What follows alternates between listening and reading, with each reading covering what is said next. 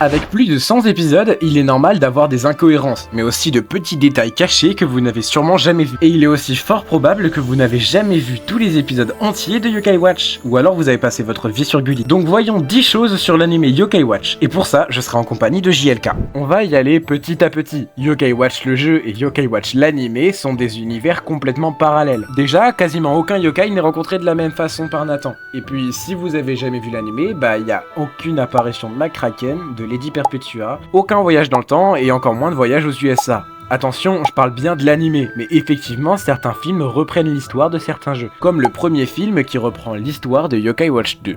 Il y a plein d'épisodes spin-off de la série. Ce que je veux dire par là, c'est que, par exemple, est-ce que vous avez entendu parler de la série Yokai Watch Shadowside ? Alors peut-être, mais il est fort probable que vous ne l'ayez jamais vu. Et moi non plus, hein. Mais au-delà de cette série, il en existe d'autres, où il y a des reboots, dont un de la saison 1 qui a été fait en 2019. Et évidemment, il y a plein de films non traduits en français. Mais certains sont sous-titrés, comme le film Yokai Watch Forever Friends que vous pouvez regarder sur le serveur de Léo de Grandval ou de Soundbad. En version française, il y a eu énormément de censure. En fait, au Japon, Yokai Watch est considéré comme un animé pour adolescents. Alors qu'en France, Yokai Watch est plus considéré comme un dessin animé pour enfants. Ça reste un animé, mais c'est beaucoup plus visé pour les enfants. La preuve, toutes les scènes obscènes ont été coupées dans la version française. C'est pour ça que si vous regardez l'animé sur un site totalement légal, il y a quelques passages qui sont doublés en japonais et non en VF.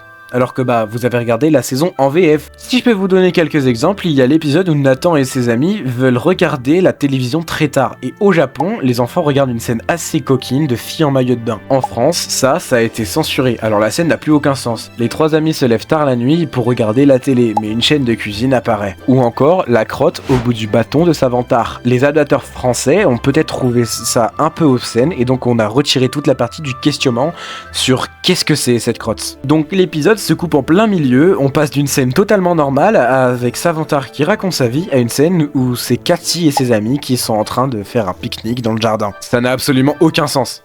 Celui-là, c'est un fact qui fait tout à fait suite au précédent.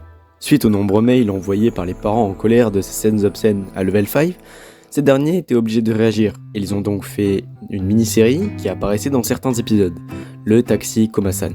Dans cette série, Komajiro lisait des lettres de plainte de certains spectateurs de la série. On a par exemple celui-là, où Komasan lit une lettre du maire fâché, car le vase que Cornio a fait dans un des épisodes de la saison 1 est quand même assez obscène. La scène d'ailleurs a été censurée en France, ce qui n'a donc plus aucun sens pour le français qui regarde l'épisode, car lui, il a vu un vase à peu près normal.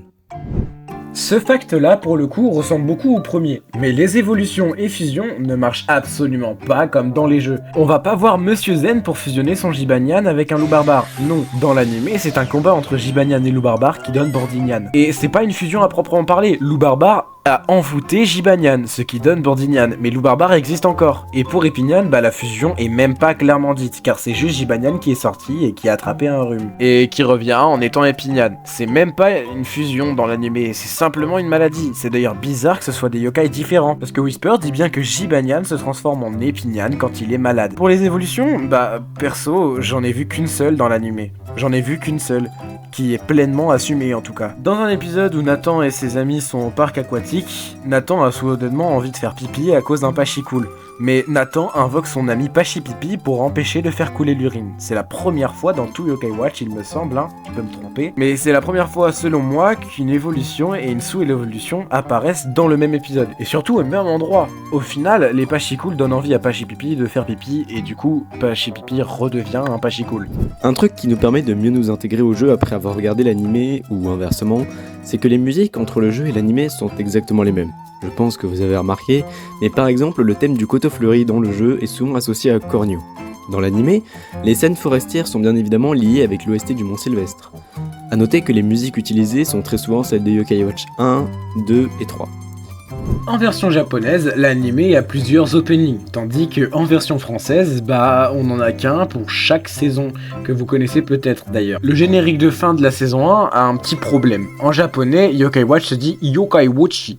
Alors ce passage dans la version japonaise, les personnages disent bien Yokai Watchichi. Alors que dans la version française, ils le disent encore, sauf que Yokai Wuchi, en version française, ça n'existe pas. Il y a seulement 3 yokai qui ne sont pas présents dans Yokai Watch 1, mais qui sont présents dans la saison 1 de l'anime. Il y a les non-noms, que je considère comme un seul yokai, évidemment, et il y a aussi Laure et Marge. Bon, il y a aussi les gardes d'Omniscient, Mais là, je ne sais pas si on peut appeler ça des yokai. D'ailleurs, un des non-noms est rentré dans la montre de Nathan pour lui indiquer quand le médaillon est à l'envers.